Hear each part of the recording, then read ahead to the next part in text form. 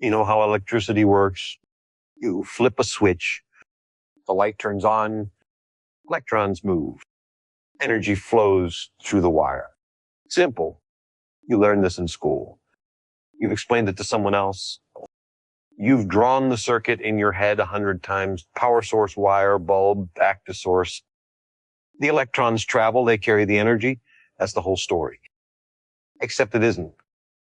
The energy doesn't travel through the wire. Close your eyes for a moment. Well, don't actually, or you'll miss this. But imagine a copper wire. Long, thin, stretched between a battery and a light bulb across a room. When you connect the circuit, what do you picture happening? Something moves through the wire, from the battery, through the conductor, into the bulb. That's what lights it up, right? Feel that certainty. It's comfortable. It has texture. It feels like something you could hold. Not touch the wire. Really imagine it. The temperature, the smooth resistance of metal under your fingertip. If energy were rushing through it, truly surging through it, you'd expect to feel something, wouldn't you? A flow, a direction. The way you feel water moving through a hose even when you can't see through the rubber. But here's the thing that the simple story never explains cleanly. Electrons in a copper wire don't move fast. Not even close to fast. They drift. They wander in the direction of the current. Electrons in a typical household wire travel at something like 1 millimeter per second. Sometimes slower. At that speed, an electron leaving your wall socket wouldn't reach your lamp for hours. Days depending on the wire.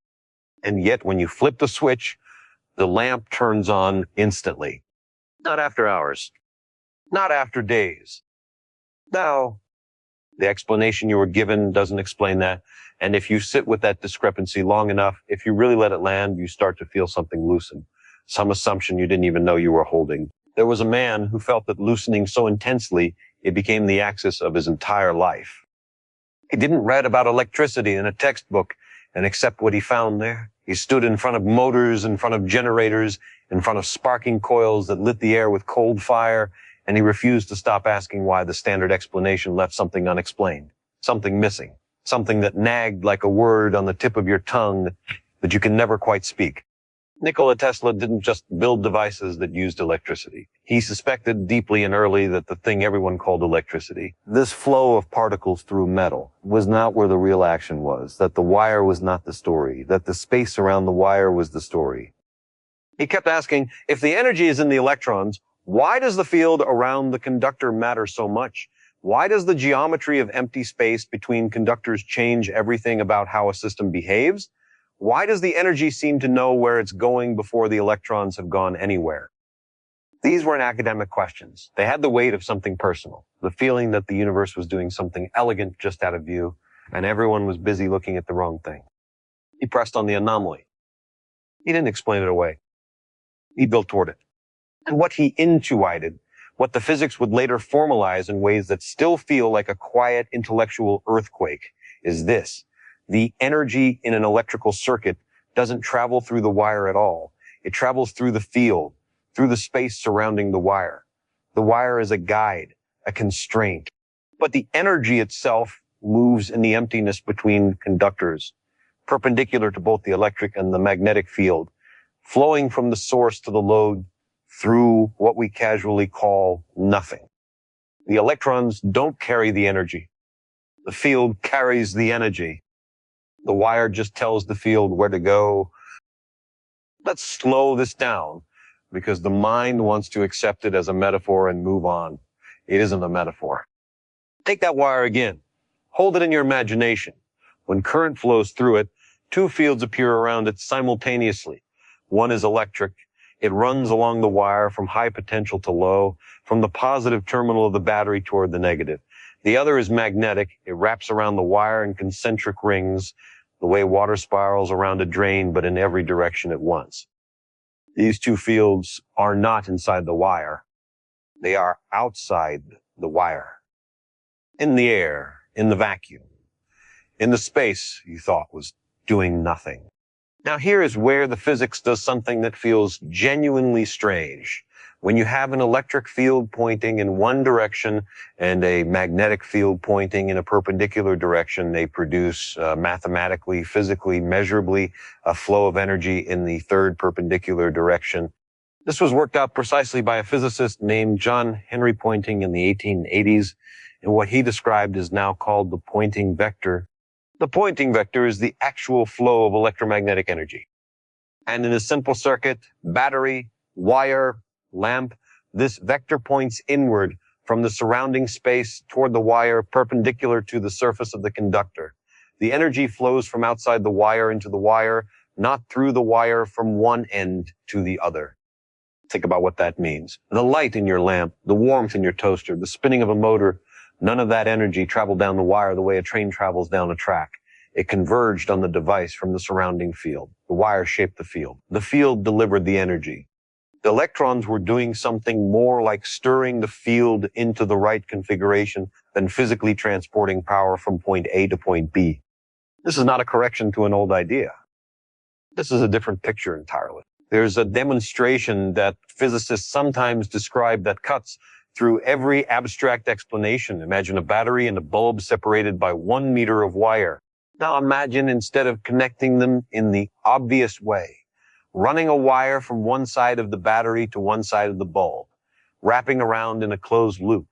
You lay the wire out in space so that the bulb is physically 1 meter away from the battery. Same circuit, strange geometry. When you close the circuit, when does the light turn on? If energy travels through the wire, it would have to travel the entire length of the wire, the full loop, before reaching the bulb. Depending on how long that loop is, that should take a measurable, if tiny, amount of time. But the energy doesn't travel through the wire. It travels through the field, through the space between the battery and the bulb, through that 1 meter of seemingly empty air. So the bulb turns on not after the signal travels the length of the wire, but after the field crosses the gap nearly instantaneously at close to the speed of light. This was demonstrated conceptually and experimentally, and it does exactly what it seems to do. It makes the wire look like a boundary, not a highway. It makes the space between things the actual medium of transmission. It reframes every circuit you've ever looked at. The energy was never inside the metal.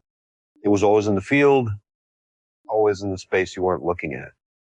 Now we reach the place where even the physicists pause.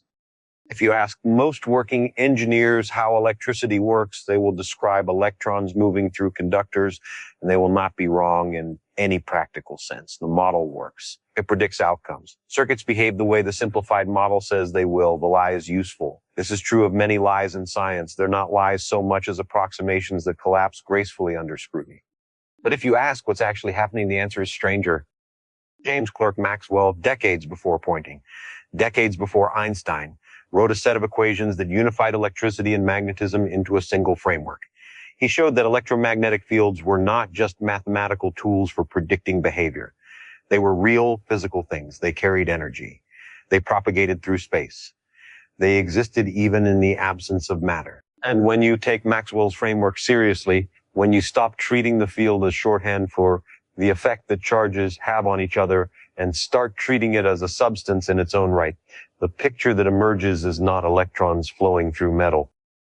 It's the universe encoding information about force and energy into the fabric of space itself, and then propagating that information outward at the maximum speed anything can travel, the speed of light. The electrons respond to the field. They don't precede it. They won't carry it. They're more like flags snapping in a wind that was already there, already moving, already carrying the energy to where it needed to go. Tesla sensed this, felt the logic of it before the mathematics was clean. He tried to build systems that bypassed the wire entirely, that used the field directly, that treated the earth and the atmosphere as conductors for a kind of wireless transmission of power that distributed energy through the medium instead of through physical connection. Whether his specific vision was practically achievable remains genuinely contested. Whether his intuition about the primacy of the field was correct is not contested at all. He was right about where to look. There's something the physics does not fully resolve even now. We can calculate the Poynting vector with precision. We can measure the field. We can verify that the energy flow outside a wire is exactly what the equations predict. But the question of what a field is, not what it does, but what it is made of, what substrate it occupies, what it means to say that energy exists in empty space, that question has no fully satisfying answer in physics. Feynman, who understood this subject at depths few people have ever reached, was famously honest about it. He described the discomfort of asking what the electromagnetic field is at a fundamental level, and he said in so many words that we don't know, we can describe it, we can manipulate it with extraordinary precision. We cannot say what it is in the way we might say what a table is or what water is. The field is real. It carries energy. It exists in space. And we don't know what it's made of. That's not a failure of science. That's science being honest about the edge of its own map. The map is still the most accurate one humanity has ever drawn. But it has edges, and at the edges, the lines stop and the territory continues. There's something deeply important about sitting with that. Not rushing past it, not papering over it with language that sounds more certain than it is. The energy that runs your city, that powers the device you're using right now to hear these words, travels through a medium that we can describe with perfect mathematical elegance and cannot explain in any intuitive sense. The math is beautiful. The understanding is incomplete. Both of these things are true simultaneously. That is not a problem waiting for a solution. That is the actual condition of knowledge. Tonight, when you turn off the light before sleeping, notice the moment between the switch and the darkness.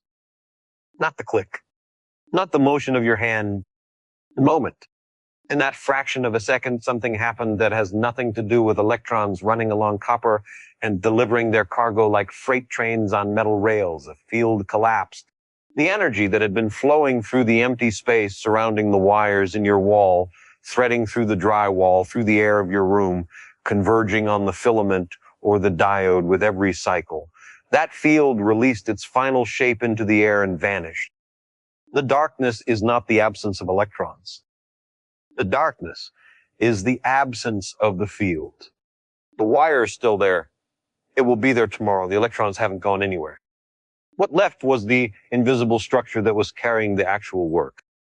You've been living inside that field your entire life. It's in the walls of every building you've ever entered.